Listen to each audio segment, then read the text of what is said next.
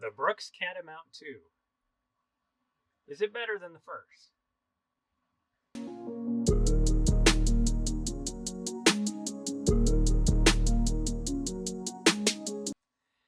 Hey everybody, Shadrunner here. Today we are going to be doing a non-technical shoe review on the Brooks Catamount 2. Unlike most, I actually enjoyed the very first Catamount. I enjoyed the responsiveness of it. It allowed me a nice, fast racing shoe, but also offered protection.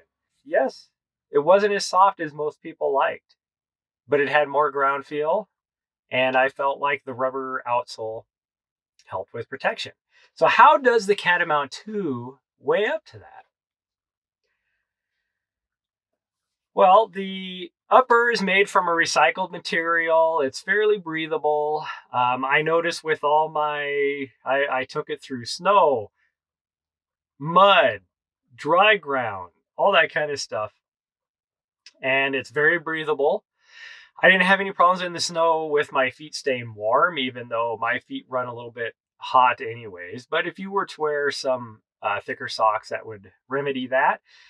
The overlays around the edge do offer some protection from water and dirt and everything getting in there. But I did notice that, like any shoe, unless you're wearing a Gore-Tex shoe, you get into some really wet, sloppy mud. Your shoes are going to get, or your socks are going to get soaked through the shoe. I had muddy socks after one of my runs. The upper is an improvement on the last. The one big improvement with the eyelet chain is it is very easy to do a runner's knot now. That was one of the downfalls with the first one. A lot of people complained because it was difficult to do a runner's knot. I had a snug fit on the old one without that runner's knot, but I am very pleased that they have added the extra eyelet in order to get a good runner's knot on this iteration. The snug across the midfoot was really good for me. Around the collar, it had very good lockdown. I didn't have any problems with heel slipping, anything like that. I will say though, it will be a snug fit if you have a wide or very voluminous foot. I have a narrow foot, not necessarily it's normal width, but I have a narrow by volume, like a long, thin foot.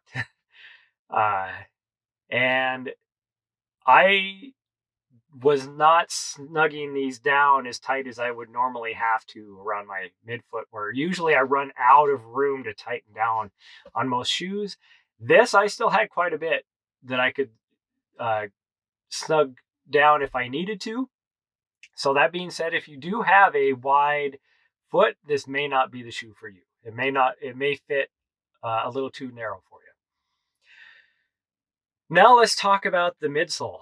Same midsole, that DNA Flash midsole, famous from their Hyperion Tempo. It's the reason why I love their Hyperion Tempo. It's the reason why I loved the first series of the Catamount. And they've only improved upon it with this shoe as well. It is very responsive. It is definitely a responsive shoe. If you're looking for a responsive shoe with lots of ground feel, this is the midsole, the shoe for you with the midsole. The new thing in this that they did not have in the old Catamount is something they called the Sky Vault. It is a little plate inside of the midsole that they put in there that helps with that responsiveness. And you can tell it's there. I love it. I felt so responsive in this shoe. It is so easy to run quickly in the shoe if you want. The outsole. Oh my goodness, Brooks. One of the biggest complaints about the first Catamount was the grip. I ran that thing through lots of things and I didn't really have a problem with the grip, but a lot of people did. But I can tell you they nailed this outsole. Oh my goodness, the grip that I had with this outsole blew away the first Catamount. It performed extremely well in snow, ice, mud, everything I threw at it in the 60 miles that I've put on this shoe. It took, and I felt like I was getting excellent grip. I was not worried about slipping on anything or anything like that. I didn't fall once, none of that. So they nailed the outsole on this shoe. The weight. I didn't actually look to see if this is any heavier than the first Catamount. I don't have my scale is packed away. As you can see, I'm in my van. It is packed away in my storage. So I wasn't able to weigh this, but what I was able to find, it is 10.3 ounces, I want to say, for size 9, I think. 9.5, whatever the standard size is for the shoe. It felt these do feel light for a trail shoe. They are definitely what I would consider a race ready shoe. The price. Let's talk about that price. $170. Does it warrant $170? I don't think so. Compared to other shoes that I would put as comparable to this that are around the $150 mark, I would be more pleased if it was $150. But I would definitely pay $170 for the shoe again. So that would be my biggest complaint, is that it is $170. Be nicer if it was down $160, $150, but I would still pay $170 for this shoe. I believe this shoe is going to outlast how many miles I've put in the first Catamount. I have over 400 miles on the first Catamount. I will probably say I'm going to get at least 400 miles on this one as well because of the build quality. Like I said, the upper, I think, is going to hold up. I don't think you're going to have any problems with it cracking, breaking out the sides, anything like that. The collar is very well built. I don't think you're going to have to worry about the collar getting worn out, which is usually the first thing that happens out of any shoes I wear, is the collar starts to wear holes on the inside of the collar. I think you're going to get your money's worth for this shoe. The comfort, very good. The fit, for me, right on, true to size.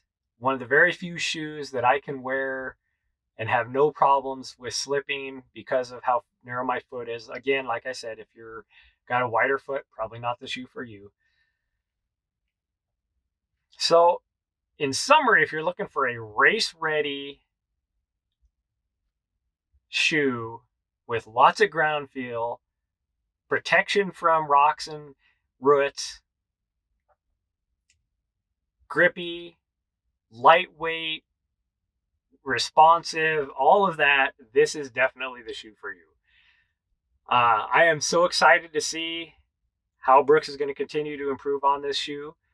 I'm excited to see what other people think about this shoe now. Even the dissenters on the first one, how they feel about this one.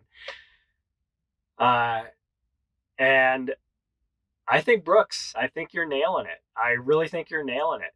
First, the Cascadia 16, which was quite an improvement. The Caldera 6, which you improved on that shoe. And now the Catamount. I think you're headed in the right direction. And I'm excited to continue running in this shoe. The only thing that's keeping me from wearing this every day is the fact that it is very icy outside. So I'm taking my old Catamounts that I put wood screws in there, or not wood screws, but sheet metal screws in the sole of, so that I could continue running in that one, is the only thing that's keeping me from running in this every single day. But till next time, everybody, that is my non-technical shoe review. Please leave your reviews of this shoe down in the comments. Let me know how you feel about it. And if you have any questions, leave them down in the comments as well. Feel free to follow my Twitch channel, where I live stream Probably 90% of all my training runs, even when I go up into the mountains, if I have signal, I am live streaming that training run. Feel free to follow me on my socials as well, on Instagram and on TikTok. And all that is listed down in the description. I'm Shad Runner everywhere. So feel free to follow me on all of my socials. Hit that subscribe button for YouTube if you haven't already. And I will see you guys next time on another episode of Shad Runner.